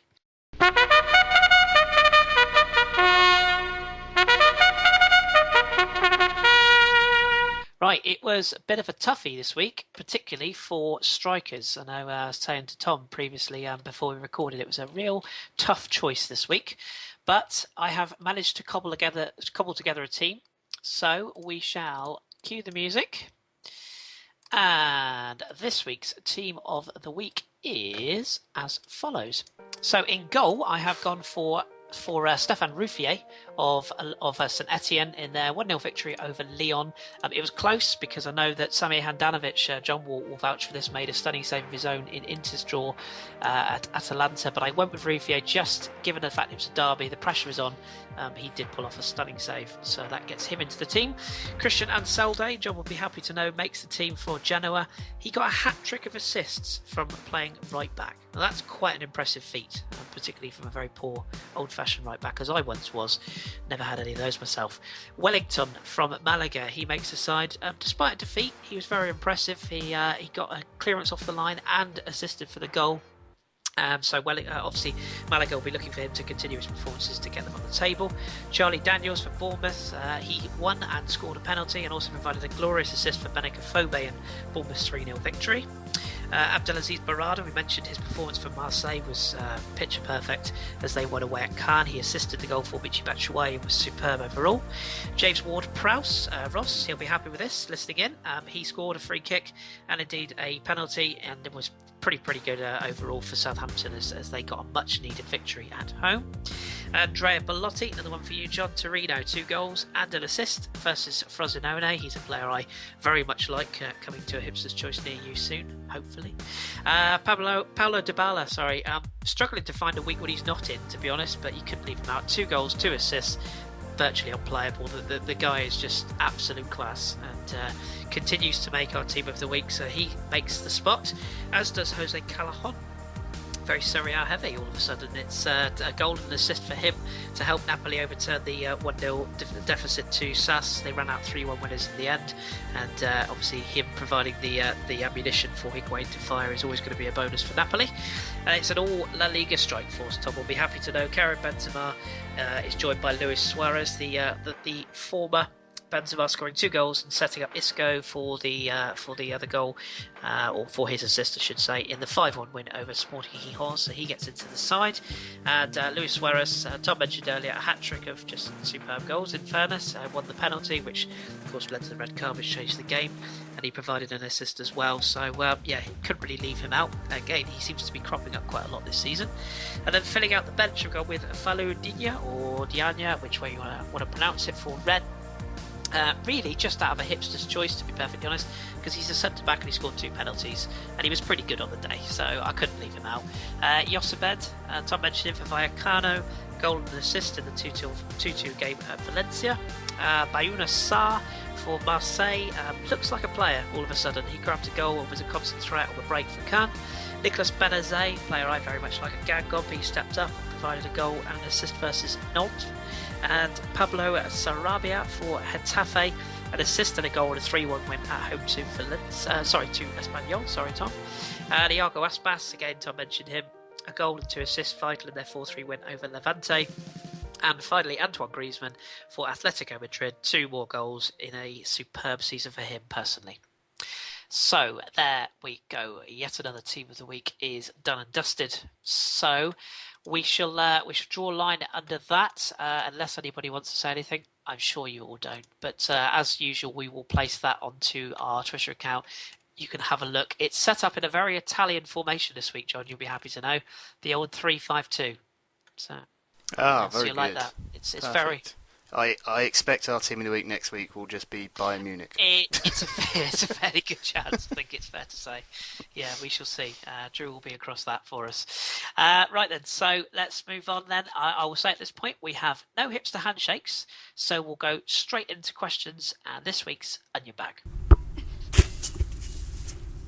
Right, so just had a couple of questions this week, so let's get straight to them. Now, the first one came to us via direct message on our Twitter account, and I'm very, very sorry to Roberto. I missed your question last week, Roberto. I do apologise, so we're going to cram it in this week instead.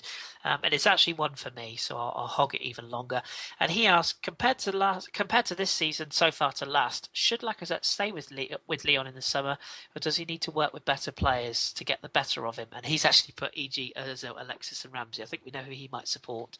Now, I think that, Roberto, I think you've got a point. I do think that I think he will move. I think it's fair to say that he will move this summer, but he chose to stay at Lyon this summer, or this summer just gone. He's chose to be with them when they opened the stadium. He, of course, was the first goal scorer in the Stade de Lumière, so he's got that forever marked in stone.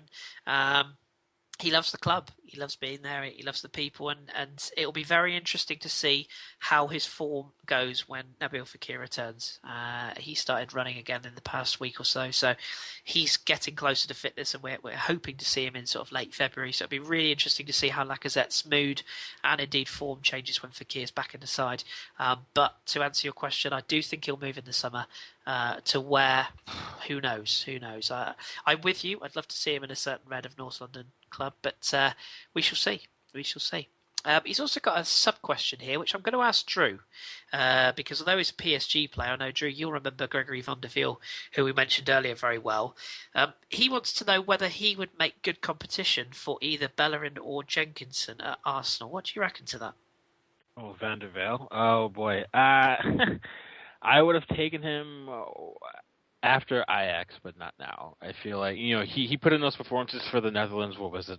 2010, the World Cup in South Africa, and he looked quite good at that point. And that's what got him his move away from the Netherlands. But honestly, at the moment right now, I think he's actually regressed, and he's not even that old of a player. I mean, I know we need depth at Arsenal, and competition is always good, but I don't think he would remotely come close to displacing anybody. I think there are better wingbacks out there we could go after who are maybe a little younger. I know Tom would vouch for Jose Gaya at Valencia. Exactly.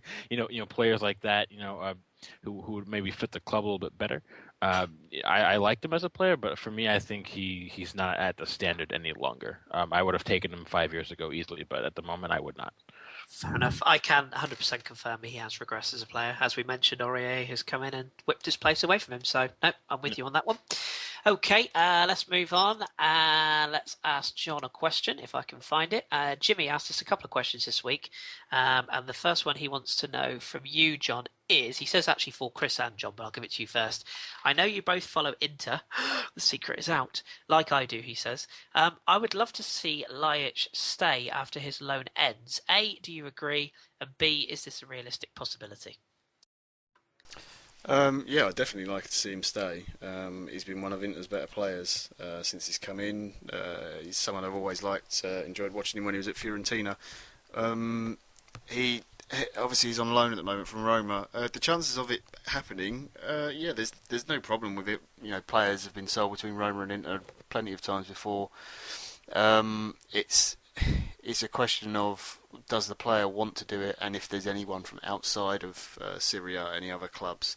At the moment, I don't think he's performing quite well enough to maybe get a move to say like one of the big three in Spain or like a Bayern Munich. There was Premier League interest in him before. I know Man United wanted to sign him before. He signed for Fiorentina and then pulled out at the last minute. I'm not quite sure why that was, but it's definitely a possibility and one that I hope would happen in terms of Inter. But I'm sure there'll be lots of clubs looking at him if Roma are willing to sell. Yeah, he's performed well, and it's good to see that Jimmy follows a club that we follow as well. It's nice that we can all round up clubs that we all follow. Yeah, the other advantage with Ljajic as well is that obviously he plays for the Serbian national team, I think. Am I right in saying that? He's yes, Serbian, isn't he? I think he is, yeah. Yes, yes. And they're not at the Euros, so he'll have a full summer off, so there's plenty of time to negotiate deals and things like that, so his price won't be through the roof. Personally, I think he should move back to Fiorentina and make me happy, but Well, I'm glad you piped up, actually, Tom, because we got another question. This comes from a Kris in Plymouth. I don't know, he sounds like a bit of a wrong un to me, but... that guy. Yeah, he wants to ask you a question completely off the hip, and I didn't prep you for this, so I'm going to test you here. La Liga, I want you to give me your top 3 realistic transfer targets that English clubs can go for in the January window. So we've got what, another 10, 11 days? So you can have your pick of 3 players that are realistically available and that would move to the Premier League. I'll go with Nolito because that's just easy. Because even though he looks like Barca, if Barca decide they don't want him all of a sudden, then I don't see why a Premiership team couldn't come in for him. But Barca is the place he will go if he is going to go anywhere. Then I'd go for, even though I do not rate him anymore, I ever did, in fact, Jackson Martinez, because Atletico have Griezmann, they have Correa, they have Vieto, and they have Torres. and Jackson hasn't really done it. But you never know what he could do in a different league. I personally feel he couldn't, but he certainly would be money for Atletico to get quite easily. You could get 20 million off him, I reckon, if a team like Chelsea came in possibly.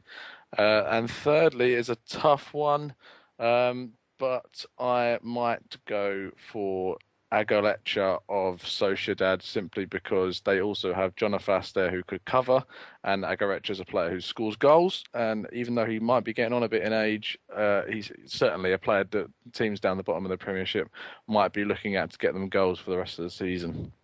That's interesting because 2 of those 3 I picked myself. That's really really? Yeah, it's quite weird. Quite weird. What was it? What two? The latter. I think Agarache would definitely do a job at sort of a Sunderland or a Newcastle or one of those sides that need a big sort of centre forward. Jackson. And I think Jackson, weirdly, he's been linked with Porto again to return, which is strange because Go back to a league where he can actually score in. Well, that's true, but Abubakar's been doing pretty well, though he did get sent off mindlessly for 2 bookings, although neither were bookings in fairness on Saturday. You're only saying that because he used to play for Lorient. That's the only reason. Well, I'd quite happily have him back, I have to say, but there's talk that Abubakar is interesting La Liga clubs, ironically. So I wonder if it could be a one in, one out. But yeah, I think Jackson again. I think you could imagine him at an Everton level club. Slightly Jackson? higher. Crystal Palace need a Jackson they wants need a to striker, Palace don't would, they? I'd laugh at that so much. I mean, he divides opinion. I'm kind of with you. I don't think he's particularly great, and he hasn't played at Atletico, which hasn't helped. But when he hasn't taken his chance. So, they were 2 that I picked out. So I mean, the perfect example. Disappointed you didn't say Conor Polianka. Sorry. I don't think He's so. a player I'd love to see in the Prem. They spent 40 million euros on him, so it'd be highly unlikely they'd. Great player to watch, great though. player. But I was going to say that the thing about, if you look at comparing Portuguese and Spanish league, you look at Jonas, who's gone from Valencia to Benfica. He's ripping up for Benfica at the moment. And for Valencia, he was never anything special. So the opposite directions, you see the comparison in league difference. Yeah, some players just work at clubs, don't they? So like Carlos Bacca's done very well at Sevilla, for example. So yeah, it'd be interesting. But I think it's fair to say of all the leagues that La Liga and Liga have been the quietest. maybe we'll have to argue that for another day. But they've been the quietest this January. I think it's fair. It's not really exploded. Whereas obviously Italy, I mean, they transfer. it's mental over there. But no, good answer on the spot. I like it. Right, final question this week is for you, Drew. It's one that I know you'll love. It's from Nosing to say at clockend_lad. He says, I reckon Martin Hinteregger will do well at BMG. Oh, Drew, you sound like we got a garlic. You sound like you sunk to the bottom of the sea. Again? Yes. No. This will make for good comedy. Pull the lead out and stick it back in, Drew, and see what happens. He sounds like Kylo Ren for any of you Star Wars fans out there. There we go. He's back. There you go. There's your comedy moment of the week. I hate this damn thing, honestly. Borussia Mönchengladbach. I've twigged it now. Yeah. He says he needs consistent performances if he wants to start the Euros. So what do you make of him? Well, I mean, Tom can answer this almost as well as I could, probably maybe even better. But honestly, I think that's absolutely correct. And like I said before, we're going to give him the Bundesliga preview. Andreas Christensen, he's improved, but they could do better with him at center back. I know John would probably agree, despite us hating him. He plays for the fact that he plays for Chelsea, but the fact is that he's not been good enough. I think he's been one of the issues as to why Gladbach has leaked goals. I think Hinteregger he's a little bit more experienced. He's better quality, and he's more consistent. So I feel like this move is exactly what he wants. He knows that if he takes his chance well at Gladbach, he's going to play a larger role for Austria in the Euros than if he was just to stay at RBS and not get any time. So it's good for the club, especially because they have a player who's coming in motivated to try to make that squad. So I think it's a good move, and I think if he's consistent, he'll do well, and that's all he needs to do. Go on, Tom, round us off with your thoughts. I'll put a little comedy joke in and say, does it say that a player has to leave Red Bull Salzburg because he can get minutes of Borussia Mönchengladbach? Shots fired, John. Oh dear. That's just. To be fair, we are so short of defenders. Oh, no. Yes, that part's he probably left true. because he wasn't the manager at the time. Zeidler didn't get on at all, and he's left to go to step up. I'll admit he's stepping up to go to Gladbach, and I wish him well and he obviously he's going to get an Austrian link with Stranzel as well. So you got that link there as well. So it'll be nice to see what happens. But I wish him well. He's one of the best young prospects in Austrian football. So yeah. Interesting. It's I think it's there's so many young players, particularly in the Bundesliga, and weirdly in Liga at the moment. There's so many young talents that are breaking through. Could be a very interesting Euros. Particularly if you think of the players at the Euros are going to be very high priced. I wonder if it might drive the clubs to look at the next lot of talent coming through that are maybe not established but will get cheaper prices for them. So it'll be one to watch without a doubt. Interesting stuff. Right, that's pretty much us this week. Shorter show. Hey, we've done it, boys and girls. Shorter show. Brilliant stuff. Even if we did kind of just scoot right over the Premier League, but hey ho. Just a couple of bits to run through with the listeners then. I say it every week, but iTunes, please do leave us a review on iTunes, or indeed comment on our YouTube videos if there's stuff you like, if there's stuff you don't like. If there's stuff you do like, then definitely iTunes, because that's our way of getting our word out there. Another little plug for my interview with Natalie Dean. If you haven't seen our tweets, she was on this year's Apprentice. She's a massive Sheffield Wednesday fan. We had a really good sort of open, honest chat about various things to do with The Apprentice and indeed football in general. So that's very, very worth a download. And also Drew's Hall of Fame blog. Drew, this week, who was it this week? Oh, it's my all-time favorite Italian player, Alessandro Del Piero. Fantastic. Yep. That will be I'm sure John will be all over that as well. Yes, just finished playing. He's playing career actually. Didn't he just finished in India? In Australia for what? Oh, that was the Australian. Yeah. Okay, in a couple of weeks we got another one for John, who's even more. Costa Corta's coming up eventually, so. There's John.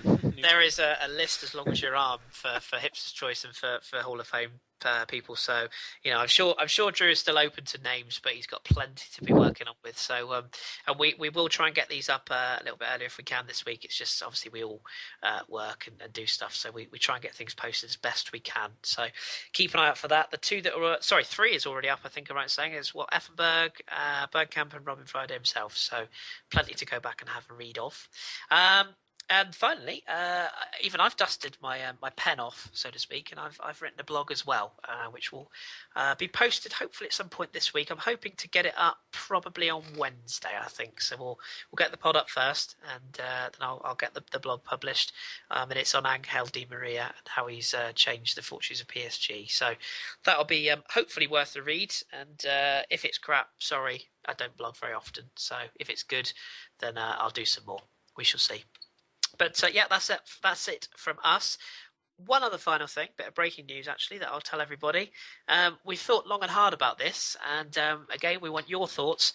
Transfer window, when it closes, we're not going to do anything on the day because it's all a bit hectic and there's so much to cover, and we've got a podcast scheduled for that day as well. So what I thought we might possibly do is maybe a little bonus pod, maybe a live one, later on in the week where we perhaps discuss our sort of highs and lows of what we think of the transfer window. So I'm going to have a chat with the guys off air and see what we can come up with as an idea. But again, listeners, if you've got a thought on that, if you'd like to hear it, if you'd like it to be live, for example, ping us a message and we'll see what we can do. So I'll say goodbye to my panelists for another week. So thank you as always to John, to Tom, and to Drew. Anytime. No worries, Kris. And as I say, keep it locked to the Football Hipsters. Lots of stuff coming up. And as we always say, of course, in this parish, keep your beard strong and your glasses trendy. And we will speak to you next week.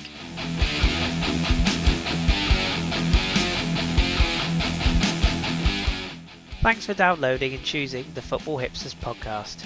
Remember, you can follow us at the FH Podcast on Twitter or our website www.footballhipsterspodcast.co.uk.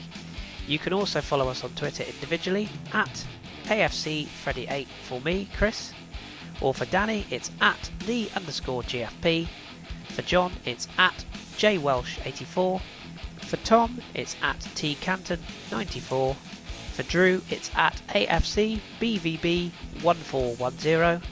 For Jake, it's at JakeArsenal1. For our producer Gaz, it's at GazmanJones. And for our researcher Kelly, it's at Kelly_Mayor. We'll speak to you next week.